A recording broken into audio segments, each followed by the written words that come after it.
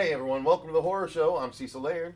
Fuego here. Here to talk about one of 2018's kind of horror movies, but not really. It was helmed by a very horror-centric person, but it's more of a kid's horror movie. Yeah. Close enough, I guess. Yeah. To some degrees. Fuego, what are we going to be talking about? We are going to be talking about Eli Roth's adaptation of The House with a Clock in Its Walls. Yeah. Indeed. Now, this stars Jack Black and Cate Blanchett, as well as a kid whose name I don't know. Me neither, but he does a pretty bang-up job. I thought he was charming and enjoyable and, vulnerable enough and, kind of an outcast, and I thought he played it pretty well. Yeah, I thought he did too. But let's do the review like we normally do. We'll talk about our overall thoughts, the story itself, the acting, the effects, the cinematography, everything like that in turn. So starting off, I will say that I actually had a lot more fun with this movie than I thought I was going to. Same.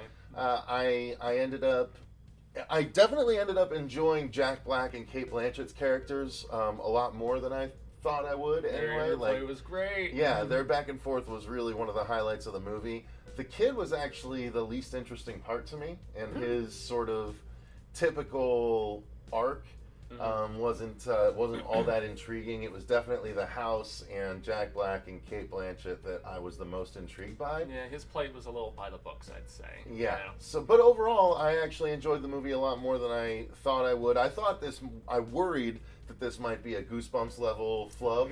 Thank goodness not. No, definitely not. This is what I kind of was hoping Goosebumps would have had a feel like, you know what I mean? Yeah, it's not on the level of like Return to Oz or Little Monsters or some of like Ernest Scared Stupid, which is like the creme de la creme of kids horror. But I put this in my top 10 for a reason, because this legit made me feel the whimsy and the wonder of being a kid, and I enjoyed the hell out of it. Despite the tropes of the kid and him coming from losing his parents and everything, and moving in with a relative that he didn't know. I thought the house had interesting personality, except for one pooping animal, which was just way too much. And that was where I was reminded, oh yes, this is for kids. But great performances. I like the dynamic between Jack Black and the kid. There's a part of me that kind of wishes I could have been in a similar position of learning about magic and all of that excitement and wonder and stuff. So while I can't say I was over the moon for it. I just the fact that I enjoyed it so much more than I was anticipating, and I felt like Eli Roth approached the source material, because this is based on a series of 70s YA novels. Apparently, he approached it with reverence and respect, and I don't know, it actually went for it in the end, and kind of had real stakes, which I think a lot of these kids movies just don't go for. So yeah, I agree. Let's get into the story, because I mean, to me, the long and short of it is a very abridged, Americanized Harry Potter. He gets in, mixed with some other stuff, obviously, but he ends up going to his uncle's house, Uncle Jonathan, and played by Black, who is a warlock, and he has a next door neighbor played by Cate Blanchett, who is kind of a witch, but an ineffectual one for various reasons. Like a white witch. She's a nice one. Right, exactly. And so very quickly the kid sees that things are not what they seem, or this is not a normal house. No. And he sees his Uncle Jonathan wandering around at night looking for something. With an axe, no less. With an axe. And so the kid basically wants to sort of unravel what's going on there, while also starting out at a new school and going through the typical this is the typical teenage drama stuff that we've seen in a million movies, where he's having trouble adjusting. The teams are picking everyone, including the handicapped kid before him, which was like, I couldn't believe that they went that far with that. I was like, that's South Park level. Like, why would they do that in such a mainstream movie? But then you saw the kid make the shot, and you're just like, well, okay, maybe fair. That's fair enough. But still, there's a mystery to the house itself. Like, this house was previously owned by an evil warlock, and so he left a device of sorts that is constantly ticking in the walls, and that's what Jack Black is looking for, and so that's the other mystery that they're trying to unravel, without spoiling really anything. Exactly, and you learn a little bit more about just what Jack Black was doing before before and a partner that he had and how that ties in with, you know, who ends up being the antagonist and everything. And so, I mean, I guess we can't really spoil too much beyond that, but I don't know if I would go as far as to read these books, but No. I mean, I would totally watch a sequel if they were, you know, gonna further things and whatnot. And yeah, you hit most of the story bases. I was charmed by it, though. That's what it really boils down to. Is I found the story charming, and despite, you know, the fact that we've seen a lot of this before, I thought the execution of the storytelling, and I mean, good segue into performances, Yeah, because absolutely. because the performances were what really made this movie.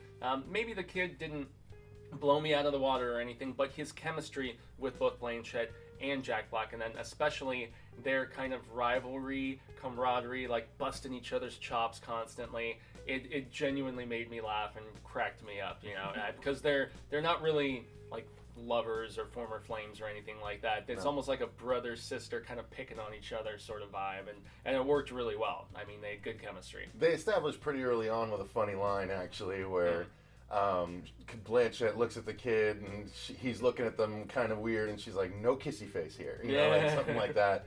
It's really funny. Yeah. But yeah, the performances again that stood out for me were Jack Black and Cate Blanchett. I thought the kid was okay, but I thought the kid's friends were the wannabe friend. Yeah, right? exactly. Yeah. You know, the one he wants to be his friend, but is just after the popularity or whatever. Most of the kids at school were not great to me. No, not so much in my estimation either. All the best stuff was when, you know, our main kid is at the house and he's interacting with, and that's the thing. I feel like Jack Black and Cate Blanchett could have phoned it in something like this, and that's where I would probably credit Eli Roth with making sure that, I mean, if he wanted to take on a project that's so different from what he normally does, he must have really just had some sort of sentimental connection, or, you know, read the books as a child or whatever. And apparently this series is really popular, unbeknownst to me. I'd never heard of it until I first read about, you know, the fact that Eric Kripke was scripting it. And so that's maybe another thing where, even if it was tropey, I mean, the dude that is behind Supernatural, for God's sake. And, you know, I felt like he scripted it pretty damn well, and he wrote our character interplay well enough. So, I mean, with the amount of talent involved behind this, it could have been a big letdown. But for a PG horror movie, I thought it was very well done. So. Yeah. Let's talk about let's go with the effects. Effects, yeah. Yeah, because there was quite a bit of digital effects in this movie. Lots quite of a it. bit. Maybe a little much, but I mean, most of them looked pretty good. I was especially fond of the jack-o'-lanterns, especially when they had to go start fighting them. The jack-o'-lanterns were cool, yeah. I also actually really liked one moment, like the first sort of ooh and ah moment from Jurassic Park, to make that parallel. The first ooh and ah moment was when the kid was studying the solar system, and they go outside into this courtyard area where we get introduced to the pooping lion, and basically Jack Black does this spell that brings all of like the solar system alive around them. It looks pretty cool. And yeah, it really was. I felt it was like, it was tapping into the kid and me, going like, wow, that would be super amazing. It's like, imagine a planetarium, except you're able to walk around like amongst the stars and look at everything. A planetarium, exactly, yes. So I really liked those effects, you know. But there were others, like the purple tentacles, that looked pretty fake, dude. Pretty fake, right. Yeah. There was a bit of practical when we get to a sort of risen from the dead character.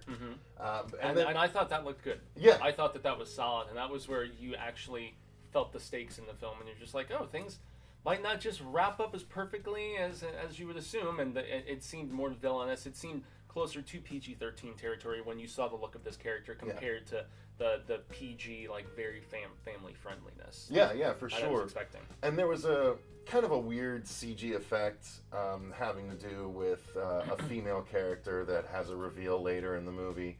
Oh, and also when a certain spell starts to come into effect and there's like a de-aging kind of thing going on. That was super. I even made a note of that. I was like, that's the scariest thing in the entire movie.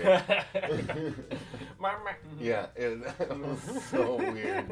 That was a really disturbing image. For I real. agree. So some of the effects were okay and passable, but some of the effects were really like, oof. You can't nail them all, I guess, No. unfortunately. No, but not so much that like it really detracted from the enjoyment of the movie. No, it actually didn't. No, Yeah, it didn't. so. No.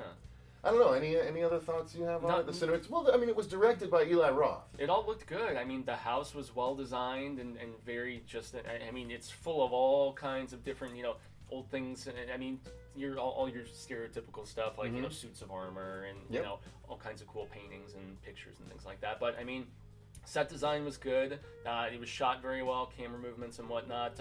Score wasn't really anything that particularly wowed me or stood out in that, but I mean, sound design I guess was good. Whether it's like splotching jack-o'-lanterns when they're going around shooting them, in the third act and stuff, and obviously our fart effects and stuff. But I mean, I don't know. If we're gonna wrap it up in a nice, neat little package and stuff, I put this in my top 10 for a reason. I put it at number 10 for a reason, but that's just because of the fact that I went in with low expectations and I've seen so many of these really bad, family-friendly stuff.